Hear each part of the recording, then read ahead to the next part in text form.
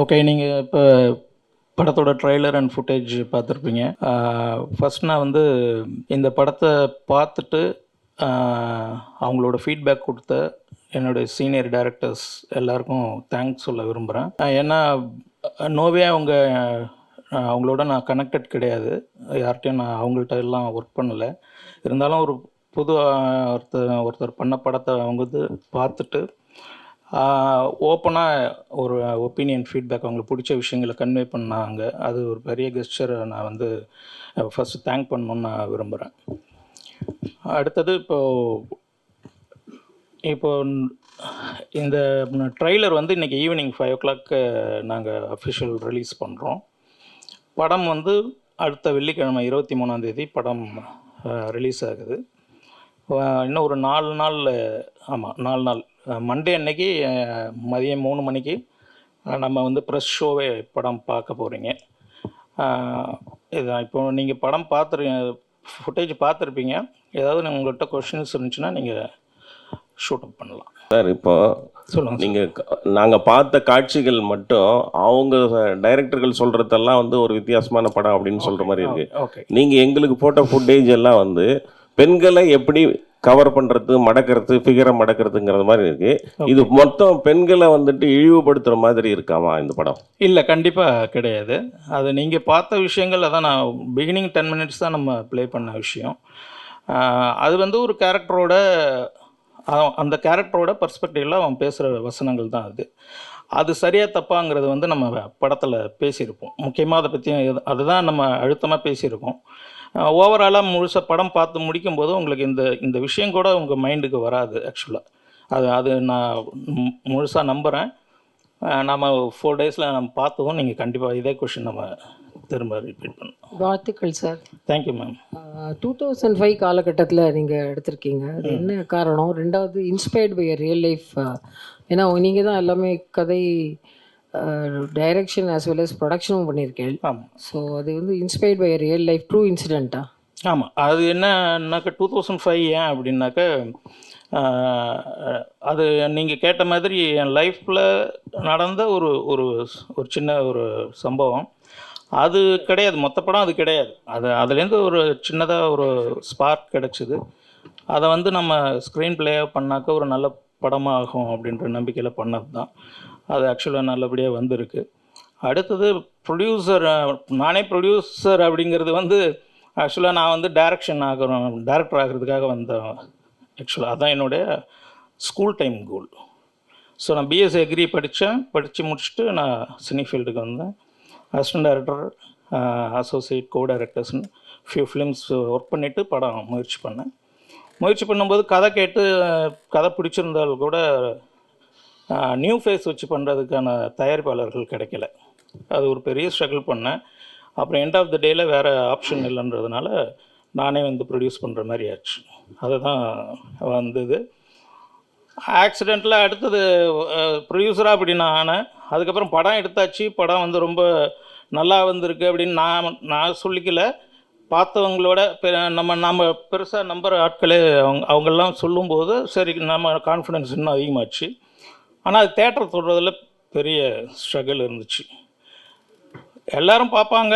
நீங்கள் 80s 90sலாம் நம்ம ரெகுலராக சினிமாவில் ஒரு சீன் வரும். பொண்ணு பார்க்குறதுக்கு வீட்டுக்கு பொண்ணு பார்க்க வர்றதுன்னு ஒரு சீன் இல்லாத தமிழ் சினிமாவே கிடையாது.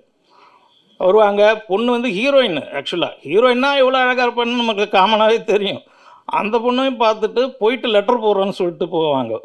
இது ஒரு சடங்காக நம்ம பார்த்துருப்போம். அது என் வாழ்க்கையில் நடந்தது. அதுதான் இந்த ஒரு ஷோ. ஆக்சுவலாக ஒரு ரெக்கார்டு இருக்குது. சொல்லுவாங்க எல்லோரும், சீனியர் ரிப்போர்ட்டர்ஸ் எல்லாருக்கும் உங்களுக்கு தெரிஞ்சிருக்கும். சேது படம் தான் அதிக ப்ரிவ்யூ ஷோ அப்படின்றது ரெக்கார்டு. ஐ திங்க் நம்ம மாயபிம்பம் வந்து அந்த ரெக்கார்டை பிரேக் பண்ணியிருக்குன்னு நினைக்கிறேன்.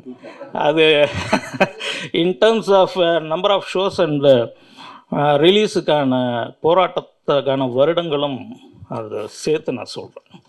அதுதான் அது ஒரு பெரிய ஸ்ட்ரகிளை தாண்டி வந்து இப்போ அந்த ப்ரொடியூசராக வேறு வழி இல்லாமல் ப்ரொடியூசரான மாதிரி இப்போ டிஸ்ட்ரிபியூஷனுக்கும் எனக்கு வேறு ஆப்ஷன் இல்லாமல் நானே தான் என்னுடைய முயற்சியில் ரிலீஸ் பண்ணுறோம் படத்தை. அதுதான் இன்னைய சூழல். புதுமுகங்களு படங்களுக்கு என்ன தேட்டரில் அப்படிங்கிறது உங்கள் எல்லாருக்குமே ப்ராக்டிக்கல் தெரியும். அது இல்லாமல் நல்ல ஷோஸ்க்கும் நல்ல தேட்டருக்காகவும் அதுக்கான முயற்சியும் பண்ணிகிட்ருக்கேன். அதுதான் கண்டென்ட் வந்து எனக்கு ஒரு கான்ஃபிடென்ஸ் தான் அதை கொண்டு வந்தது. ப்ரெஸ் பீப்புளும் 2 பேர் மேலே என்னோடய நம்பிக்கை. ஒன்று ப்ரெஸ்ஸு, இன்னொன்று மக்கள். 2 பேரையும் இந்த படம் சாட்டிஸ்ஃபை பண்ணுறோம் அப்படிங்கிறது எனக்கு 100% நம்பிக்கை இருக்குது. இது சொல்லிட்டு ஓடுறதுக்கு இல்லை, இன்னும் 4 நாளில் நீங்கள் திரும்ப என்னடா இப்படிலாம் சொன்னேன் அப்படின்னு சொல்லி கூட கேட்கலாம். ஸோ ஷார்ட் டியூரேஷன் இருந்தாலும் நான் கான்ஃபிடென்ட்டாக சொல்கிறேன். ஸோ உங்களை வந்து இம்ப்ரெஸ் பண்ணிவிடும், மக்களை இம்ப்ரெஸ் பண்ணிவிடும்ன்றதில் எனக்கு 100% நம்பிக்கை இருக்குது. அதை ப்ரெசென்ட் பண்ணுறதுக்கு எனக்கு பிளாட்ஃபார்ம் ப்ராப்பராக இருக்கணும். அதுக்கான முயற்சிகளில் இருக்கேன். கண்டிப்பாக நடக்கும்னு நினைக்கிறேன் நான். சார், படத்தில் ஒரு டைலாக் வருது, லெஃப்ட் ஹேண்ட் சைடு, தனியாக இருந்தால் என்ன ஒன்றா நடந்துடும்ன்ட்டு. இப்போ 2K கிட்ஸு ஜென்சி, சரிங்களா, அவங்க வந்து எங்கே போனாலும் அது மாதிரி தான் இருக்காங்க, சரிங்களா. அது இல்லாமல் வந்து அவங்க தனியாக இருக்கிற ப்ரைவேட் ஃபோட்டோவே எடுத்து இன்ஸ்டாவில் இந்த காலகட்டத்தில் இந்த படம் இந்த நேரத்தில் வந்தால் ஈடுபடுமா? கண்டிப்பாக. நீங்கள் ரொம்ப நல்ல கொஷின் ஆக்சுவலி. ஏன்னா 2005 நடந்த லவ் ஸ்டோரி அப்படின்னு சொல்லி தான் நம்ம பண்ணுறோம். இப்போ லவ் அப்படிங்கிறது வந்து எவர்கிரீன், அது உங்களுக்கு தெரிஞ்சிருக்கும். ஒரு காலகட்டத்தில் ஒரு விதமான லவ் இருந்திருக்கு. அது எல்லாமே படமாக்கப்பட்டிருக்கு. நல்லா படமாக்கப்பட்ட எல்லா படங்களும் கொண்டாடப்பட்டிருக்கு. அந்த அடிப்படையில் நம்ம இப்போ இது பார்க்கும்போது இப்போ இருக்கிற ஜென்சி கிட் அப்படிங்கிறவங்களுக்கும் கனெக்டடான விஷயமாக தான் இருக்கும். அது நல்ல விதமாகவும் நான் சொல்கிறேன், இல்லை அவங்க கிண்டல் பண்ணுறதா கூட, இப்படிலாமாடா நீங்கள் வாழ்ந்தீங்க, இதெல்லாம் ஒரு பெரிய விஷயம் என்னடா நீங்கள் பயந்துட்டு கிடந்தீங்க அப்படின்ற ஒரு விஷயம் இருக்கு இல்லைங்களா. அந்த விஷயமே அவங்கள கனெக்ட் பண்ணோம். அதுக்கப்புறம் அதில் இருக்கிற அந்த ஒரிஜினல் ட்ரூ லவ்னு ஒரு விஷயம் டீல் பண்ணிடுவோம். சார், எந்த ஸ்டார் ப்ரெஸ் மீட் பொறுத்த வரைக்கும் நீங்களாக வந்திருக்கீங்க. ஓகே, கொஞ்சம் ஸ்டார்ஸ் வந்தால் என்ன கொஞ்சம் யூஸ்ஃபுல்லாக இருக்கும். கண்டிப்பாக வர வேண்டியது இருக்கா, எல்லாத்தையும் ஆடியோ லான்ச் ஏதாவது வைக்கீங்களா சார்? இல்லை, ஆக்சுவலாக என்னென்னா ஆடியோ லான்ச்சுன்றது தான் ஆக்சுவலாக நடத்தணும். அது ஒரு பெரிய கனவு ஆக்சுவலாக எல்லாருக்குமே, எல்லா ஒரு ஃபிலிம் மேக்கருக்கும் முதல் படத்து ஆடியோ லான்ச்சுங்கிறது ஒரு மிகப்பெரிய கனவு. ஏன்னாக்கா ட்ரீம் கம்ஸ் ட்ரூ மொமெண்ட்டு அது வந்து நம்மளுக்கு வழக்கம் போல் நம்மளுக்கு எவ்வளோ விஷயம் நடக்கல அந்த படத்துக்கான முயற்சியில். அது மாதிரி அது ஒரு விஷயமா என்னன்னாக்கா, இப்போது ஸ்டேஜில் யார் இருப்பா, ப்ரெஸ்ஸுக்கு வந்து ஆர்டிஸ்ட்லாம் இருந்தால் தானே பேச முடியும் அப்படிங்கிறது தான். இதுவே வேணான்னு தான் எல்லாருமே சொன்னாங்க. ஆக்சுவலாக ப்ராக்டிக்கல் நான் சில வருஷம் ஆச்சுன்னு நான் அவங்கள்ட்ட சொன்னேன். அதனால் என்ன ஆயிடுச்சுன்னா, இந்த ஃபிலிம் தான் என்னோடய லைஃப்னு நான் ஃபிக்ஸ் ஆகிட்டேன். என் பேஷன், அதை என் கனவு நோக்கி நான் ஓடிட்டு இருந்துட்டேன். இதில் சம்மந்தப்பட்ட எல்லாருமே ஆக்சுவலாக நடிகர்களாக இருந்தோம். இப்போ டேரக்டர்ஸ்லாம் சொன்ன மாதிரி நடிகர்கள், டெக்னீஷியன்ஸ் அத்தனை பேருமே எல்லாருக்குமே மிகப்பெரிய லைஃபுக்கான ஒரு படமாக தான் இது நம்ம கொண்டு வந்தது. ஆனால் இன்றைக்கி இருக்கிற நூடுல்ஸ் ஃபாஸ்ட் ஃபுட்டு காலத்தில் யாரும் எதுக்கும் வெயிட் பண்ணுறதுக்கு தயாராக இல்லை.